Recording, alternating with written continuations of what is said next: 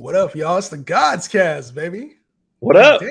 What's good, dog? We missing P today, man. P won't be on with us, but it's still the Gawdscast. We're gonna keep it running, keep things happening Back. with Justin, Dan. Dan, my boy, what's good? Yes, sir. Doing good, man. Enjoying the day. Tuesdays, man. Tuning in. We started a little bit later today, but hey, we're here and we're ready to rock and roll. Ready to rock and roll, man. We're gonna talk some off-season shit today, man. There's been a lot of little storylines is going on. Normally during like the off-season before training camp, it's dry as hell. We're doing mock drafts, talking player values and shit. But I guess we're still gonna do a little bit of that. But Baker Mayfield, my man, they're talking about him going to Seattle, dog. And this was kind of a hot topic. I was on live the other day, and a lot of people were asking me, like, what do you think about DK? What do you think about Tyler Lockett? What do you think about the run game? Like, damn, man, what's your thoughts overall on if it hasn't happened yet? It's looking pretty likely that the Seahawks are going to make a move. If Seahawks go and get Baker Mayfield, Well, I think they definitely need a quarterback. I mean, it's can they handle it with Drew Lock? I don't think so. I think Drew's kind of been proven that he's below average quarterback. Maybe probably a really good backup quarterback. If your starter gets hurt, you can sub him in for a couple games, especially against an easy defense or something like that. But he's not a long-term answer. Baker Mayfield is, when he came out, he was touted as this, Drew Brees type. Very accurate. Has a good arm. yeah, But never lived up to the hype. And again, it's the Browns, so I mean, it's kind of hard to get that franchise rolling. But we've kind of seen Baker Mayfield again, 60% completions, 3,500 yards. Um, he's 26 touchdowns was almost his best. I mean, what are you really getting out of Baker? So to me, Metcalf, I would see he would probably be the best option in Seattle if Baker was there. yep, But his upside is capped. I'm either way. Like if Baker doesn't go there or Baker does go there, I'm probably fading DK. And as far as his ceiling, he's not going to be that big monster ceiling. I only see him getting maybe 1,100 yards, 8 touchdowns. Yeah, I think the touchdowns are still going to be there. To me, when I see Baker Mayfield go to Seattle, I don't really see a whole lot of drop off for DK's production. I feel like Tyler Lockett obviously is going to be the one that has a little bit of a down, decrease in production. But to me, the talent with DK speaks for itself. A lot of time he wins those jump balls. And when we talk about Baker Mayfield and even who he was as a quarterback, like 2 years ago, we weren't saying these same things about Baker Mayfield. We're saying that he had the potential to be more. He got hurt last year. There was stuff going on with Odell. I don't think he's a terrible quarterback. He's just average, and he was a first-round pick, so there's a lot. He's under the microscope. But that lead, like there was a time when Odell and Jarvis Landry were both 1,000-yard receivers. And when you got DK Metcalf and Tyler Lockett, those are both talented individuals. So to me, I don't really see a huge drop-off with DK Metcalf, and he's still the talent to me speaks. But when you're getting him in like the 4th and 5th round of a lot of drafts because people are fearful, to me that screams buy low opportunity for DK Metcalf. Yeah, I mean, in Dynasty for sure, buy low. I'm buying DK, and I think long term, he's going to be fine. But yeah, we'll see. I mean, it's all words at this point. But Seattle needs quarterback straight up. So go get Baker Mayfield. What are we doing? Yeah. Definitely need a QB. I'm not sure how. Obviously, if he goes to Carolina, Seattle, like we got to hear about it a little bit. We know Jacoby Brissett is probably going to be the starting quarterback for the Cleveland Browns. Is there any impact that you think if Baker doesn't return, which it sounds like he's not? It sounds like we're probably going to be missing Deshaun Watson for the better part of the season. Is there any fantasy implications that you see on Jacoby Brissett now that he's going to be the quarterback, like with the Browns players? I mean, for me, I'm at this point in the draft, if we don't know anything about Watson, I'm fading the entire Browns. I'm not touching that again. I'd like to at least get a above average quarterback, and for me, I don't trust Jacoby to really do much, of anything. To me, even his best year, which was in 2017, 3,000 yards passing. Best passing touchdowns were 18. I'm just I'm not a fan, man. Like, no. Yeah.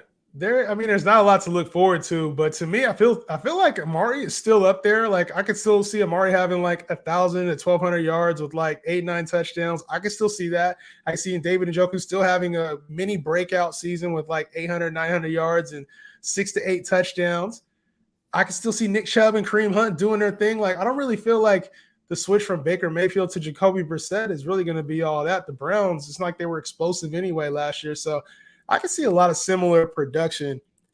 Speaking of receivers, though, Terry McLaurin, bro, Scary Terry got paid, Yeah, he monster did. paycheck, man.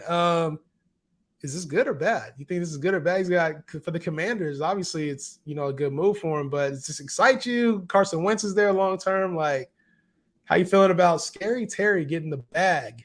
Yeah. So for me, I absolutely love Terry. I think he's a very good receiver. I think that he's a little older than you'd like to see in your franchise receiver, especially giving him some money. But they probably won't re-sign him after his contract's up or close to it, or extend him. But I mean, Washington's in that middle state right now. It's like, do they fully rebuild? Do they, what are they doing with? Because Carson Wentz is really not that. He's not. He's kind of proven that he's not an elite quarterback, but he can. Yeah. He can get you there. You just need to surround him with the team. So to me, it's like, okay, I established I got, Terry McLaurin, but what am I getting out of this team? But for fantasy purposes, and that's really all we care about anyway. To me, he's a locked and loaded wide receiver 2. Okay. I don't see theoretical upside of top 5 in Terry McLaurin. I don't see a top 5 Nah. season. But can he get top 12? Yeah, I can see that ceiling at the 12th spot. But Carson Wentz, he just is who he is. I mean, he gave Michael Pittman 1,000 yards, so I'm around that with Terry. If I had to rank him, I actually like Pittman higher than Terry Yes. McLaurin this year, but that's kind of where I have it. I think Terry gets about 1,000 yards, 7 to 8 touchdowns, and I think that's wide receiver 2 numbers. Mid to high wide receiver 2 numbers. I give Scary Terry, to me, he settled in at that 15 to 20 range. I think that he has a little bit of upside for more, but his upside, like you mentioned, it's so capped. Carson Wentz, when we look at Michael Pittman's numbers, Michael Pittman was the wide receiver like 16 last year in PPR format. So, obviously, he's not even the same talent that Terry McLaurin is just yet. He could be getting there.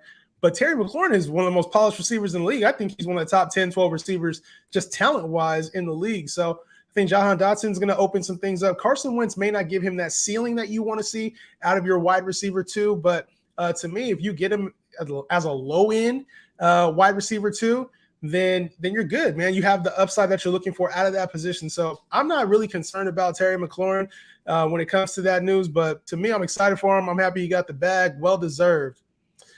Corey, what's happening, my man? He said Mayfield to the Seahawks was reported fake. So a lot of fake news going out. Yeah. Fake news. Yeah, fake news. But I mean, at the end of the day, Seahawks got to at least entertain the idea. Same with Carolina. They got to entertain the idea of a Baker Mayfield. It just all depends on what assets you're going to give up, how much you're going to have to pay. We'll see what happens, or you just let it roll. And there's a lot of good prospect quarterbacks coming out next year. Yep. And so to me, it's like, well, hey, let's just run it this year, and whatever happens with the quarterbacks that we have, cool. If we have, multiple first round picks, then we're okay. Seahawks, I think Seahawks have another first, if I'm not mistaken, in 2023, but I could be wrong. But either way, I think they definitely, should at least kick the tires with Mayfield. Well, I think, they're going to be happy with Drew Lock and Geno Smith until they have to make a move, right? Like, to me, they're going to be playing positioning. We don't really need them. Even if the talks are coming out there, a lot of times we talk about it. When there's smoke, there's fire. So I assume that there's some kind of trade talks going on there. Both teams are trying to get leverage. Training camp's coming up. Mayfield has to get traded at some point. The Browns just can't eat him if he doesn't want to be on the team. He doesn't want to be part of the organization. Like, they're not going to just sit there and just eat that contract and just have him on the bench. They're going to get something of value for him. They already have Deshaun Watson. They already have Jacoby Brissett entrenched to starter for this year, just in case. So to me, it doesn't make sense for them to hold on to him for much longer. I expect the deal to be done before training camp. If it didn't happen, I'd be very shocked. My guy Corey, appreciate you. Said, don't be surprised if the Niners get off to a rocky start. The puns. Hey, I fuck with the pun. I like puns, man. The rocky start. You see the Giants hat in the back, though, so a little bit of cross-contamination. I just like the hat. But yeah, man, appreciate you guys tuning in. Make sure you guys drop comments the whole episode. We're going to be talking fantasy values, talking mock drafts potentially. We're talking player values right now. One of the more surprising things that happened recently, though, to me, I didn't expect it, and it might be one of those to be continued things. Robert Gronkowski, man, a JN guy, a JN favorite, retiring. Hurt me bad, man. I love Gronk. We all love Gronk. Everybody loves Gronk, man. So, Right. you guys, what were your thoughts when you heard Gronk was retiring, man? Well, it's sad. I mean, Gronkowski is, in my opinion, I think at his prime, all said and done, I think he's the greatest tight end that's ever played at this point. He was a beast. He's fun to watch. You love his tenacity, his energy. He reminds me of just like this, goofball at a frat party. Or smashing tables, bro. I mean, he's fun, man. Gronk is fun. So yeah, to see a guy like that in his talent level is just off the charts. I hate to see it, but I just don't think he's retired, bro. I think Not quite yet, huh? If he sits out the whole year, then it's good. But if there are still games to be played with Tom Brady, and especially if Tom Brady has an opportunity to win the Super Bowl, don't be surprised if we hear the rumors, and don't be surprised if he's working out in the off season or even during the season, just kind of keeping his body right. Because again, he's had a lot of injuries throughout his career, which is so sad. We'd love to see, talented guys stay healthy. And to me, it makes sense. Like, I don't want to keep getting beat up. I'm a animal in the ring. But he has a tenacity for getting hurt. His body is breaking down. And they so want to for pay me, him. it's like I get him. I get it.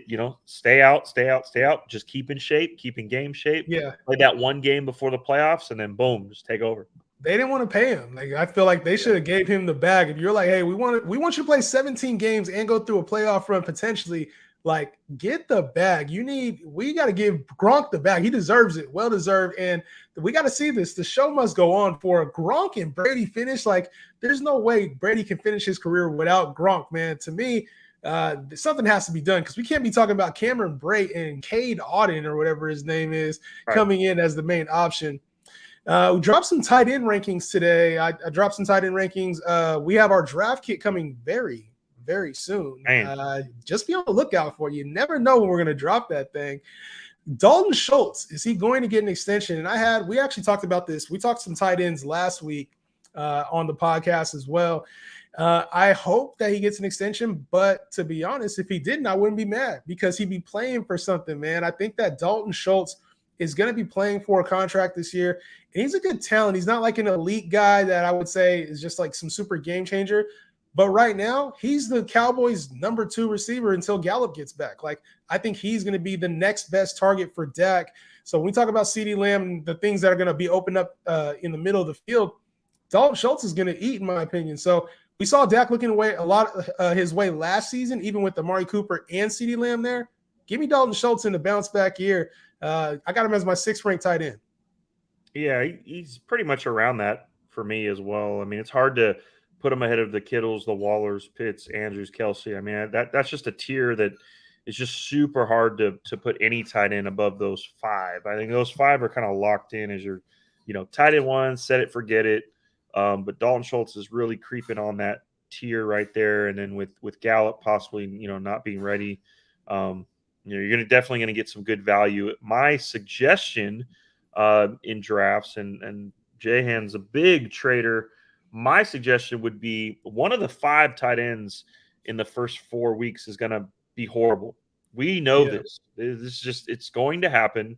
You're going to get these top tight ends that don't perform. Don't be scared about sending deals for Dalton Schultz and something small for a Darren Waller or Kyle Pitts or someone that, his starts off slow and then, you could just nab them for the championship. So, I think that's a Jahan special, is just finding those guys that have produced early on and looking at the top guys, knowing that they're studs, but just kind of waiting the right time to pounce. 100% the guy that's going to start off slow is Kittle. It's always the guy I'm sitting there vouching for, like putting him ahead of Mark Andrews will go for like 200-yard games and shit. And George Kittle's going to be like 4 catches for 30 yards.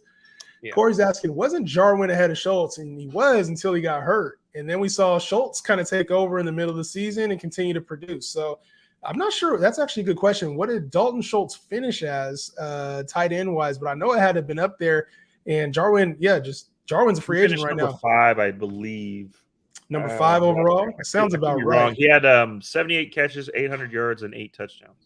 Yeah, and that was in a role where he had to come in a little bit later on in the beginning part of the season. So, shit, I like Schultz this year, and I think that he has a pretty cemented role, and I think he's going to be looking to get paid too. The Cowboys better pay him before he steps on the field this year, in my opinion. So, the tight end position, man, did you see anything on my rankings? I know we talked about Dallas Goedert last year. I had him as like my number 8, I want to say. Did you see anything on any of the rankings today that you were like, nah, well, I think we talked about it on one of the I don't know if it was the last one or the one before that about, Dawson Knox and TJ Hawkinson. You had Hawkinson ahead of Dawson Knox, but then we started talking about it, in the last couple podcasts. You're like, I don't know. I'm about to fade Hawkinson. So I was kind of surprised to see ultimately, you kept the ranking of Hawkinson there. I don't know, man. We'll see. We'll see what happens. But I think like sometimes we overthink or underthink. I don't know, man. But it's, I don't know about Hawkinson, bro. I think when we're talking it out, though, I think it's easy to look in a vacuum too of like, this is what I think at the moment. But what I did when I was going through my rankings, I realized TJ Hawkinson was hurt last year. I realized there's going to be more weapons now, and they're also using him in more of a receiver role as well. Dan Campbell's talking about getting Hawkinson on the move a little bit more. So to me, and I realized like Dawson Knox is going to be good, but he is really touchdown dependent, man. Like even though he's one of Josh Allen's favorite targets in the red zone, there's weeks where he has 3 TDs and then there's weeks where he has 3 catches for 30 yards and kind of leaves you high and dry. So there's a lot of those weeks I would take with Dawson Knox, but if I was just drafting in a vacuum, I would put TJ Hawkinson in the upside that he has over Dawson Knox and the TD potential that he has. I think that's where when I was going through, because that's a tough ass range, bro. That TJ Hawkinson, Dallas Goedert, Dawson Knox, it's kind of like you almost would rather have the last one fall to you at that point instead of reaching for one. But to me, it was like the upside with TJ Hawkinson is like top 5 tight end. The upside with Dawson Knox is like top 7 tight end. So, yeah, it's tough, man. It's tough. couple good questions. Just a second, Justin. If those of you guys are following us on TikTok, go ahead and go over to our Twitch, Twitter, or YouTube Fantasy Guys. We're answering questions for you guys on those apps. So any of those apps, ask us questions there. That's where we're going to go ahead and answer you guys. So I appreciate you guys commenting on TikTok, but come over to YouTube, come over to Twitch, Twitter. That's where we're answering the questions. So thank you. Corey's dropping the questions. I love it. Corey's dropping questions.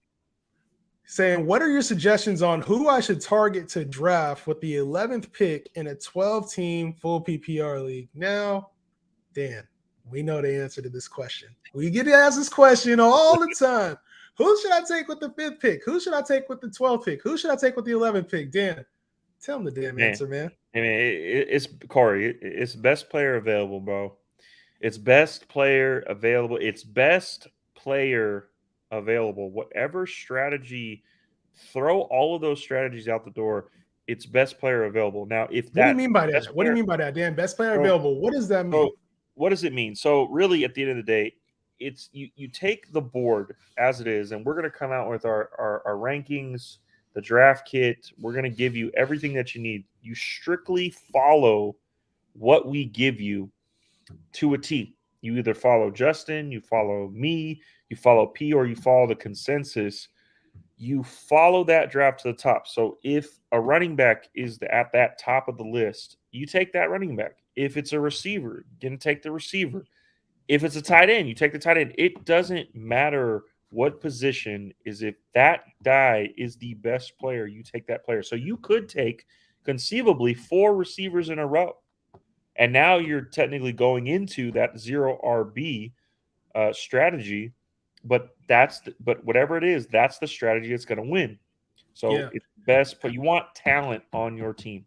Take best player available, and a lot of times it's the rankings are a guide. They're not necessarily like Bible, and it doesn't matter whose rankings you use. You want to get a general consensus in the draft. The way that the draft is flowing is very important. Like if you're noticing a run on running backs, it doesn't mean I need to reach on a running back because there won't be any left. Shake up the draft. Get the best player available means go with the person that you want at the time. Don't come into the draft saying I have to go running back. I have to go 0 RB. Those aren't viable strategies, and saying I have to come into a draft and get this position. What you want to do is make sure you get the best talent, because at the end of the day, injuries happen. At the end of the day, trades happen. At the end of the day, there's new players that emerge onto the scene. So when you come and you're actually having those draft thoughts in your mind, you're like, oh, there's a run on running backs. That's panicking. You're panicking at your position, and that's what we want to hope avoid. The fantasy gods are always going to be advocating for best player available. Great question, Corey. Real quick, we got some more questions coming in. Looks like you directed them here to the TikTok, or to the Twitch, to the YouTube. So we got some questions coming in here. Let's go a little bit more rapid fire. Dan, I'll let you take this one.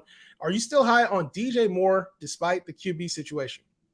Well, I mean, if you guys have been following me for a long time, I'm huge DJ Moore advocate. Again, I just don't like him as like if you're fading wide receivers, you take him as your wide receiver 1.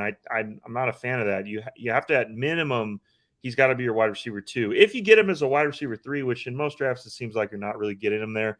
Yeah. I think that's a win. If you get him as a wide receiver 3, you're just taking boom, boom, boom, back to back to back receivers. I think that's an absolute win steal. But if you're, hoping that, he can return wide receiver 1 numbers, it's not going to happen. He's not going to return wide receiver 1 numbers until that quarterback situation gets better.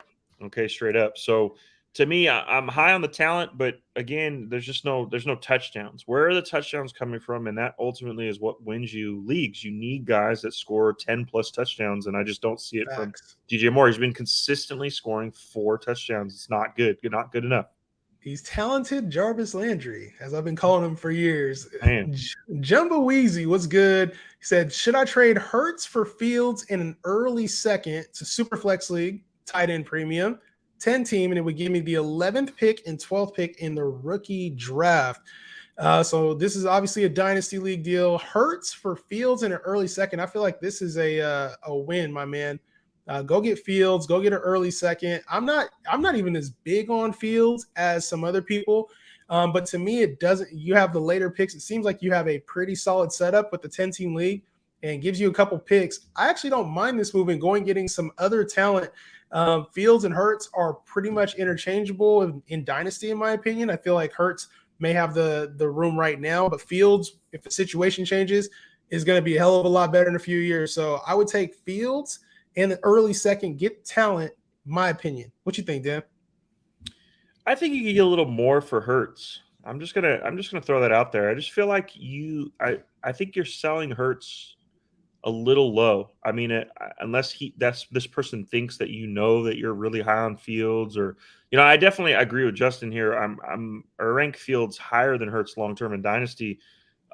But I just feel like you're selling Hurts a little short. I just feel like you can get a lot more for that Fields, and maybe a first in 2023, which is my favorite draft class of the last few years outside of 2020.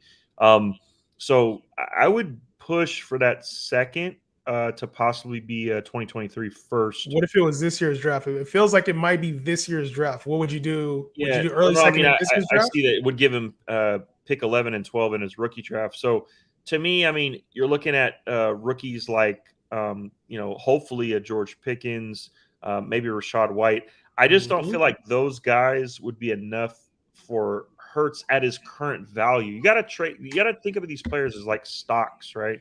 So right now, to me, Hurts is kind of a stock that you have in almost like a Tesla, right? Where it's kind of like it's up there, but it's kind of trended down a little bit. But Hurts just got a AJ Brown, so to me, the value's it's there. I just think you can get a little bit more. So for me, I'd kind of hold off on that deal. I ain't mad at that. All right, Subtitled Chip is coming in asking, Emmanuel Sanders seemed to have a decent year last year for what he was doing in drafts. I'm not necessarily, I don't agree with that. Is he worth a dart, though, this year, or will Gabe Davis step into that role? I think Emmanuel Sanders is still unsigned. He's not even signed. Yeah, and obviously, you're talking about maybe Crowder. Maybe Crowder. And Crowder to me is a pick that you can get him on free agency later. He might have a role. And I do expect him to take some targets, but he's not somebody you want to rely on for your fantasy team unless it's a super deep league. And Gabe Davis is going to step into a slightly bigger role. But I don't expect Gabe Davis to just take over the lion's share of all those targets. I think it's going to be spread out a little bit better. And I expect Gabe Davis to be a strong wide receiver 4 with upside, with week-to-week upside. So if you get him as your wide receiver 3, I think you're overpaying, expecting him to just take all the Cole Beasley and Emmanuel Sanders targets. But I do think Gabe Davis is going to take a step up from where he was at last year. Mm-hmm. Next one up, Dan, this one's for you, my man. Tyreek will finish as a top 3 wide receiver this season. Man. And yes, and before we get to that, yes, he did mean Jamison Crowder. Yep. So I figured he meant Jamison Crowder. So if I is he worth a dart throw? Sure, Jamison Crowder is definitely worth a dart throw. I mean, again, younger version of Cole Beasley. If a dart throw would meaning that you'd probably get him as your wide receiver 5 or 6. Yeah, absolutely, it's a dart throw. He's undrafted.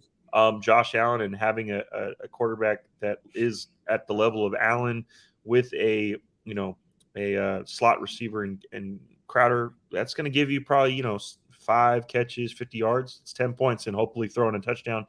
I mean, that's all you want as a bye week filler. You don't want this guy as your championship in the playoffs. Need him the most, but bye week filler, I like it.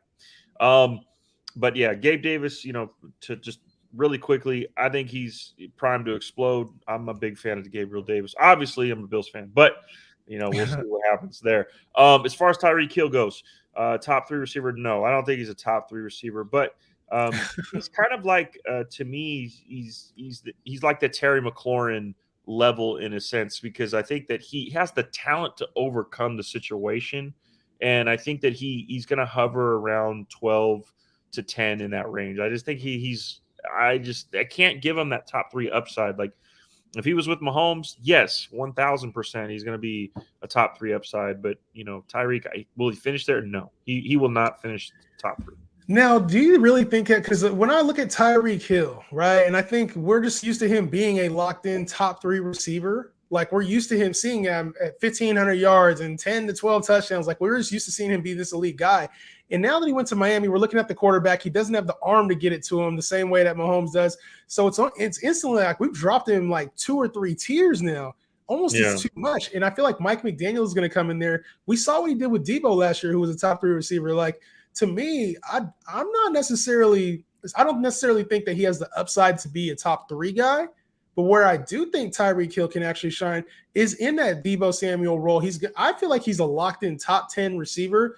Just his season-long upside is capped. His week-to-week upside, though, can be very strong, especially if he's involved in the run game and the passing game, like it seems like it's trending to. So I'm not sure that you got him pretty low, dog. You said 12?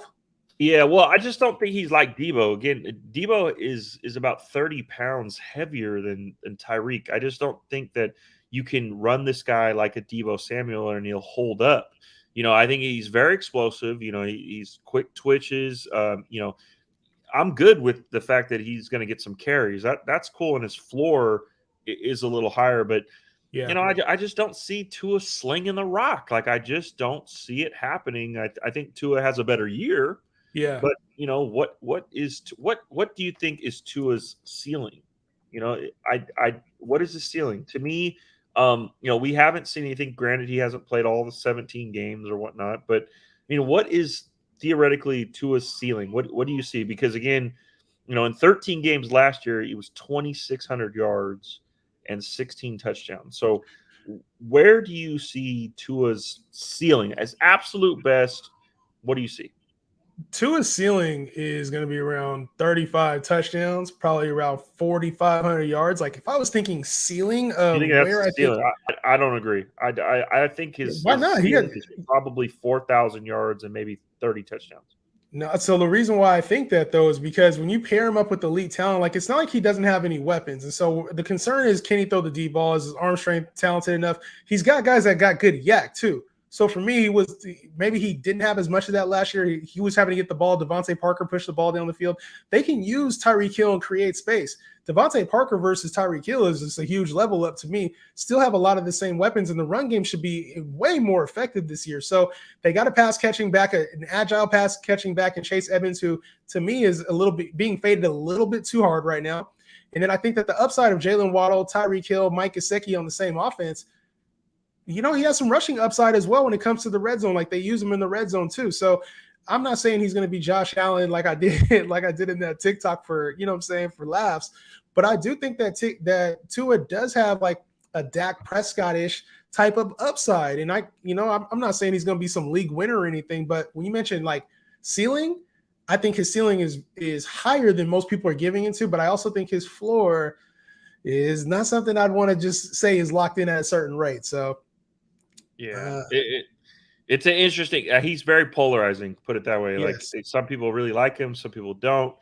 We'll see. I mean, it's just like Gabriel Davis. Like some people really like him, some people don't. He's polarizing, man. Tua, like there's no excuse for Tua at this point if he's fully healthy. No excuse.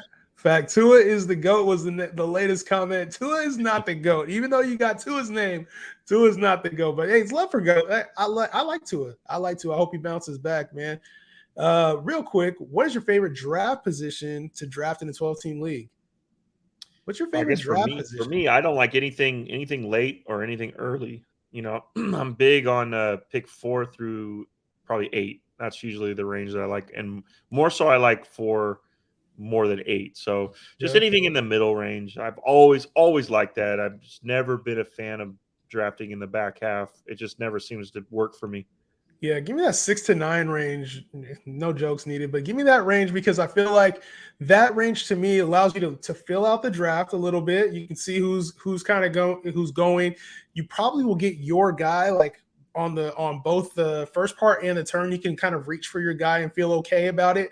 Like when you get stuck at the back end, you end up having to reach for guys a little bit harder and you can't fill out the draft. So I like some of those middle spots where you can see how the draft is going. You can set the tone of the draft too. Like there's a run on players, you can be the first one to start it. So to me, I typically like drafting in that back end of the middle part of the draft.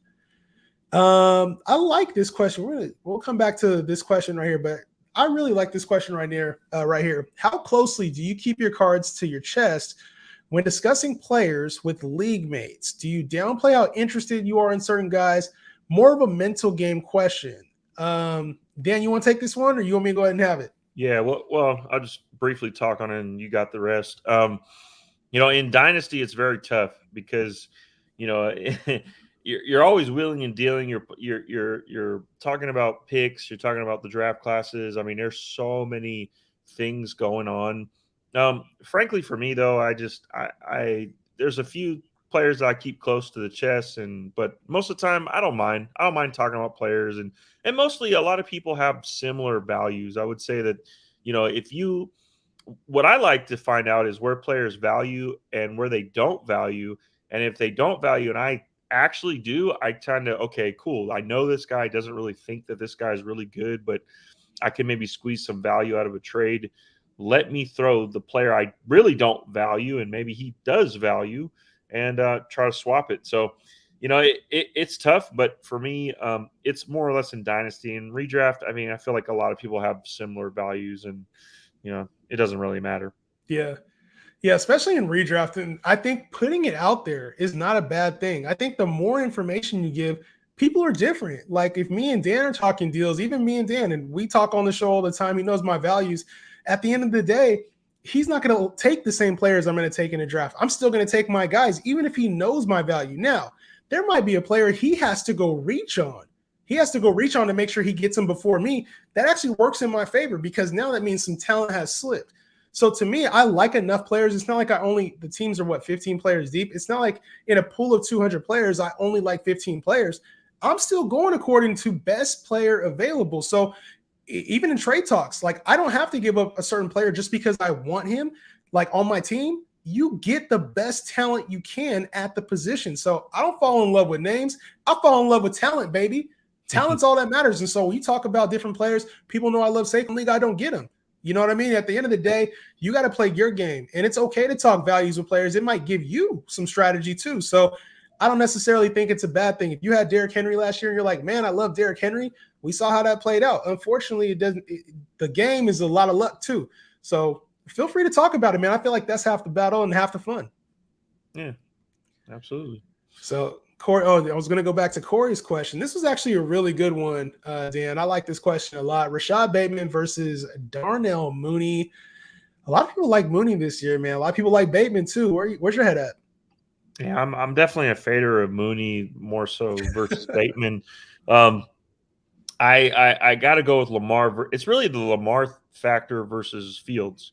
So for me, um, I just like to make sure that I'm getting the talent and I'm getting the quarterback. And I think that Bateman, for me as a prospect, I had Bateman really conceivably could be the wide receiver one in the 21-21 class. Obviously, Chase just blew every prediction out of the water. He did it. But Bateman's, I think he's right there as a tier lower, but right there. Like he has that ability to be, you're getting him at wide receiver 4 value. He could ascend to wide receiver 2 and maybe push for back end wide receiver 1. I don't know. It's probably too much to ask, but again, it's the Lamar factor. Can Lamar take that next step as a passer? I think he can. I think Lamar. I rank Lamar as my number 4 quarterback, so that means I'm very high on Bateman.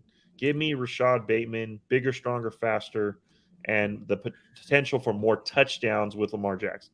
Yes, and I think the thing when you talk about vacated targets, this is what you're looking for. You're looking for draft capital that comes in. The team is invested in him. Lamar loves his number 1 receiver. Like, I think this is the situation that you're looking for. Rashad Bateman's the guy to me. Right now he's getting drafted, I want to say, wide receiver number 28, 29. And to me, he is in the 15 to 20 range. I feel very comfortable slotting him in there right around the Amari Coopers, right below those guys. So to me, Bateman is going to have an incredible season as the number 1 receiver for the Ravens. I'm not as convinced on Darnell Mooney. He's going to have to face tougher coverage with no Allen Robinson there. And it's tough. Chicago's a tough place to play, and it's already going to be a run-heavy scheme. Justin Fields has to improve. We have to see that Justin Fields improves as a passer. So when you're seeing number 1 coverage, you're with a young quarterback, you're in the Windy City. To me, that doesn't spell a lot of fantasy success. So I have Darnell Mooney as more of a high-end wide receiver 3-ish type player with upside for bigger weeks. But to me, I am fading Darnell Mooney in most situations. I don't see him. I've heard people say like top 12, top 15. I just don't see it at all. Even with however many vacated targets you want to talk about, I think that goes to other places. We'll probably be looking at like Cole Kmet. Dan, you talked about Cole Kmet a lot.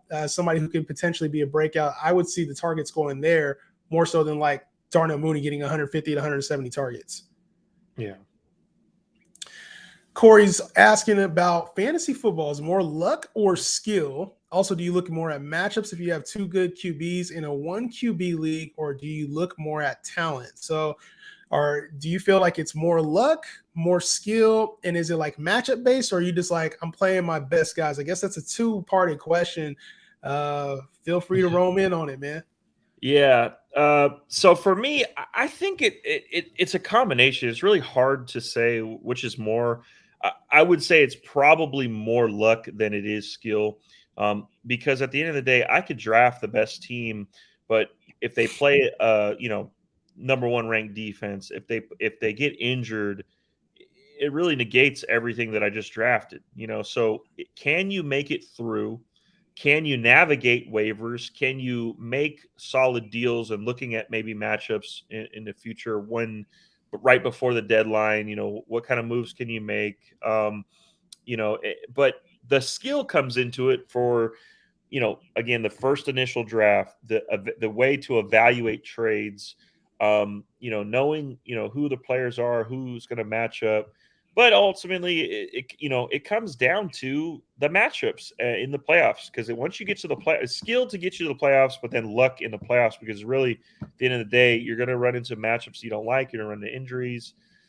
So, as long as you can consistently be in the conversation for the ship every year, that is a good indicator of how you evaluate players and skill in fantasy.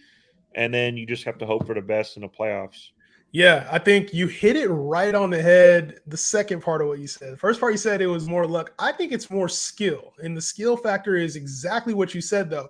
The skill is how you get through the season. It's knowing who to pick up. It's knowing how to evaluate trades. The draft, it's knowing where you can take risk and where you need a little bit more stability. So I think getting to the playoffs it's like 75 to 90% skill. You have to have skill. Yeah, you're going to have players that get hurt. You're going to have years where you miss the playoffs, or you're going to have years where maybe you're not the number one seed. But damn it, just getting to the playoffs in a fantasy football league is pretty tough. And so if you have the skill set to combat that and get through in the knowledge, that's where you have the upper hand. Now, when you get into the playoffs, you're dealing with injuries, you're dealing with COVID lists, you're dealing with a whole bunch of other factors. One bad game from your top player will have you out. That's where I think the luck factor comes in. So we're talking fantasy playoffs. You got all these hours of research that you do, all these hours of talking that we do. It comes down to luck in the fantasy playoffs and having luck on your side for 3 straight weeks or 2 straight weeks in order to win a championship. So I think skill gets you to the playoffs. A little bit of extra luck gets you a championship. So you got to have risk when you are drafting as well. Some good questions. Fantasy dude said, or you could just be a god. I love it. I love it, man. Fantasy dude is awesome, man. That's it, man. You or just be a god and you good, bro. Could be a god. Subtitled Chip. Make sure y'all drop follow on Fantasy Dude's TikTok, man. He's awesome. Dope content. Make sure y'all follow him, man. And on Twitch too. Subtitled Chip, on draft day, do you guys like using a digital cheat sheet or more of a good old-fashioned pen and paper printout? Wow. Really, I think it doesn't matter to me. As long as I have something, usually try to bring my laptop, usually have, my ranking set up. And then I actually have a cool little cheat sheet where I can click off the players and then it just kind of cancels out. I don't need to like cross things out, this, that, and the other. But I tend to like to give cheat sheets that most people are using, because a lot of times in drafts, you can kind of see where those cheat sheets are. And a lot of players that don't have the skill that we do will tend to follow, like the ones that I see all the time are ESPN's cheat sheet. So what I do is I take those cheat sheets and then I look at my rankings and then I go, okay, where can I at what point can I get value? Is it in the later rounds? Is it early? So I do my own rankings, and then I look at the other cheat sheets and I go, okay, cool. Where can I expose? So that's how I do that. Yeah, so I love the paper sheets. Like I feel like I like crossing off the list, and I'm old school, man. So that's how we came up, is with the paper sheets, printed them out. But I was the guy, like if I ever had my own rankings, like in my head, I knew who I liked, right? So I'd be like, they'd be like, hey, we need draft guides. I'm like, oh, here, I brought some. It would be whatever list I wanted. I would print out the standard list for ESPN when I knew I was playing in PPR league. I'd bring rankings for regular league when I knew I was playing in Superflex. Like that's how I am. I use the rankings against everybody else. So they're looking at the values and the numbers that they see in front of them. And I already have it calculated in my head who I want to take. So you can use them as a little, advantage. But for me, that I'm a big, like, cross it off the sheet. I can look at the players who are still available in live drafts. Now, when it's on Yahoo or ESPN, you just use the sheet that they have and kind of use it to your advantage as well. Corey's asking, Josh Allen gained a lot of pounds in the offseason. Not a good sign for his running ability. Bills fan, you worried? You worried? No. Corey, what are we talking about? This guy gained like 10 pounds and 15 pounds of muscle. This dude is a tank. I don't know. You must be looking at Leonard Fournette. I'm not really sure what's going on, man.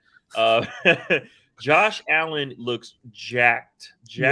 City. I think he can throw the ball another 10 yards from his best on his knees, man. He is a guy with unlimited upside at the quarterback position, and is vying for the best quarterback in the league. Obviously, we still got Mahomes in the league, still got Aaron Rodgers, this, that, and the other. But Josh Allen, I have no gripe about. He is a phenomenal player. Finally, the Bills have something to talk about after years of being in purgatory. Give me all of Josh Allen. What are you talking about? Get out of here. Yeah, you got to be able to take the beating. My first draft was in 2000. We had to print out our own draft sheets, but there was always one guy who didn't. Yeah, man, I'm telling you, more people don't bring. Oh, who brought the rankings? Who brought the rankings? Like I would always volunteer. I'm like, oh yeah, I printed out 10 of them for you guys because I already knew this player was ranked 20 spots higher on my list than where I had him in my head. So I'd always try to get a little bit of an advantage. Corey's asking, Metcalf, we touched on this a little bit earlier. Metcalf or in Lockett more of wide receiver 2 or flex appeal despite the quarterback situation? Actually, we didn't really touch on if Geno or Drew Lock is the QB. For me, if Baker goes there, I think that it helps Metcalf's value. It helps Lockett's value slightly. But they're both going to be wide receiver 2 and flex at that point. If it's Geno, I keep Metcalf as a wide receiver 2. And I probably am just fading Lockett, more of a back end wide receiver 3, high end wide receiver 4, in my opinion. Yeah, I'm the same way. I mean, I think Metcalf is solid wide receiver 2. Gets some upside if he gets Baker Mayfield there, but he stays in that range. And then Lockett, I think if Baker stays, he can be a wide receiver 2. But if Baker doesn't go there, then he's flex and probably fading Tyler Lockett. No cap. This needs to be on a fucking shirt, bro. Or you could just be a god. I love this, bro. Like I see that comment. I'm like, or you could just be a god. We need that on a shirt, fantasy dude. Hey, appreciate that quote. You could just be a god. I love that shit, bro. Man. I love it. He asked another question. He said, "Did you see the video about Josh Allen and how fast he threw a ball into the stand? Dude's got a cannon." I missed it. Did you happen to see that video? No, I might have to pull it up right now. Shoot. Pull it up. While you're doing that, I'm talking about Jalen Hurts. Is he being overdrafted? And with the guy with that kind of rushing upside, I don't think you can really say he's being overdrafted. He just got a new weapon in A.J. Brown. He's not going top 5 right now. He's going after Josh Allen, Pat Mahomes, Herbert, Kyler Murray, Lamar Jackson. To me, he's probably going around the right spot. And so I think Jalen Hurts might have a little bit more even passing upside than he did last year. He's still going to be good on the ground, and they've really only added. They haven't really taken away anything. So I think he's being drafted adequately right now, and especially since he finishes the top 5 QB, I don't see why he doesn't repeat it. He said, Fantasy Dude said it's on the Bills TikTok page. Oh, Bills TikTok? Oh, right. Yes. Should see the video. We'll have to double back to that one. We will, because Josh, man, the dude's arm is live, man. It's live. All right, bet. Dan, is there anything else you want to cover today, bro? Shoot, man. I think we kind of hit it on the head. Don't forget to follow us again on YouTube, Twitch, and Twitter, as well as TikTok. Obviously, we're trying to push that content on TikTok. We need 30K, man. We are creeping. We are creeping to 30K. So do everything that you guys can. Like, subscribe, share, comment, all of those things. We need that. We appreciate you guys in the comment section keeping us informed. We do this for you guys at the end of the day. Whatever you guys questions we have. I mean, we're probably the only content creator out there that answers every question. I mean, really, at the end of the day, we damn near answer them all. We try, man. We try. But, really appreciate you guys. Again, we'll be back next Tuesday around 6 p.m. Follow us, man. Let's go. Let's get it. We got some big news coming too. So if you missed it earlier, Draft Kit is on the way. It's going to be a free Draft Kit. We got more details coming on when it's coming out, how you can get it. Coming very soon. We're putting it all together. Finally, finishing touches on it right now. And I'll tell you, it's going to be very valuable for what you're getting. Last year we charged, I think it was like $8 or something like that for our draft kit. And this year, man, we got it dialed in a little bit better. So I had more time to work on it. We got some things in the works. One last question before we sign off here. How in are you on Thielen from Subtitle Chip? Do you anticipate any regression, injury concerns for the veteran wide receiver? I feel like he is hardly talked about. Mm-hmm. Yeah. I'll go on this one first. Thielen, man, to me is just, I think we've come to expect those 1,500, 10 touchdown years, and that's why we think of the name Adam Thielen. But it's Justin Jefferson's team now, man. There's other weapons out there. Irv Smith, there's KJ Osborne. They're going to be in the fold. I just think he doesn't have the upside you're looking for when you're talking those wide receiver 3-ish type players. To me, he don't have the same upside. So at the end of the day, if you want to draft him, that's fine, consistency. But I think that he's going to be really relying on touchdowns. He's a very high injury risk. And to me, he doesn't carry the same upside you want to see out of some of those wide receiver threes you're going to have to take. Yeah, I'm probably fading Thielen in pretty much all drafts. The last 3 years, yards per reception has been down. I mean, again, it's been 2018 was the last time he had a really good season. 113 catches, 1,300 yards, and 9 touchdowns. But that's 4 years ago, and now he is 31.8 years of age. Going to be probably 32 by the time season starts. I mean, it's just I'm love Thielen, loved him as a player. I think he's a great player. Won't be a Hall of Famer, but just a really solid NFL receiver. I think he was undrafted in 2013. So, I mean, his story is great, but it is Justin Jefferson's team. KJ Osborne may slide into a role later on. But I expect Irv Smith to kind of have that wide receiver 2 on the Vikings role. I think Irv Smith, his trajectory is way better than Thielen's. I bet. Well, Fancy Dude said he just sent us the Bills video on TikTok. And one more comment before we get out of here. Subtitle Chip said, "You guys are my favorite fantasy account. I watch all your videos on TikTok and all that. You guys are awesome. Can't wait for the draft kit. We got you covered. Appreciate y'all. You are our favorite fan, my man, today. Appreciate all the love and support on the channel. And the gods is out, man. We out, man. We out. Guess what? Or you could be a god, baby. Let's go."